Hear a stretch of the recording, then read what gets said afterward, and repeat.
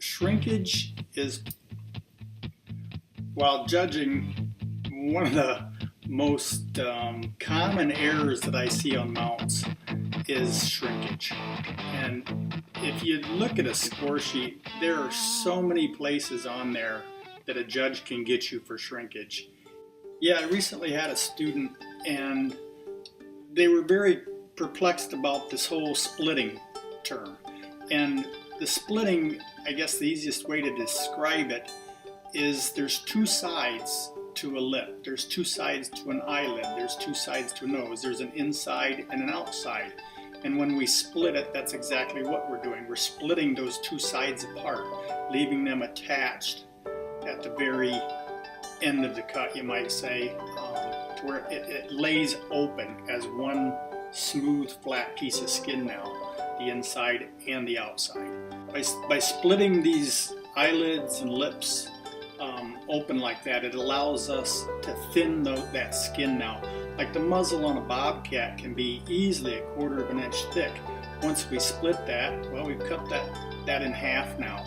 So now we have 2/8, you might say, and now we can shave those, we can wire wheel them, whatever we need to do to get that down to just the skin now. We can get all that flesh and membrane off of there and get everything down to a uniform thickness.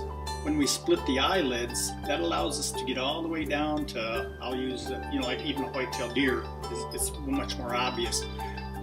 You split it all the way down to the black eyelid part that you see from the outside. And what that does, it exposes the bases, the roots of every eyelash, where there's a fatty little pocket right there that you can actually clean all those little fatty nodules off of there now. And you've got rid of a whole lot of shrinkage by eliminating those.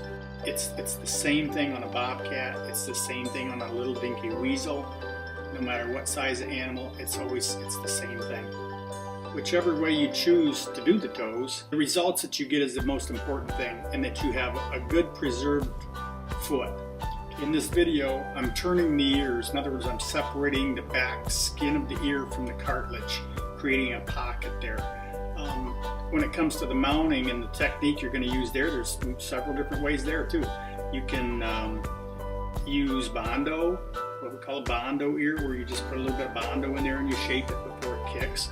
You can use the FO Grip clear paste like I show in my other videos. It gives you a thinner ear and a more translucent ear. You can peel the cartilages off and use an ear liner.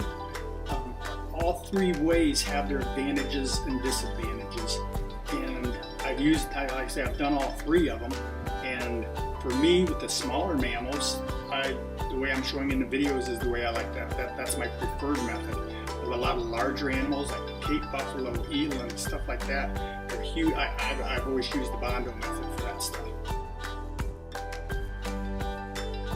You know, everything is cleaned out that needs to be cleaned out, and you get a good quality product at the end. Wow!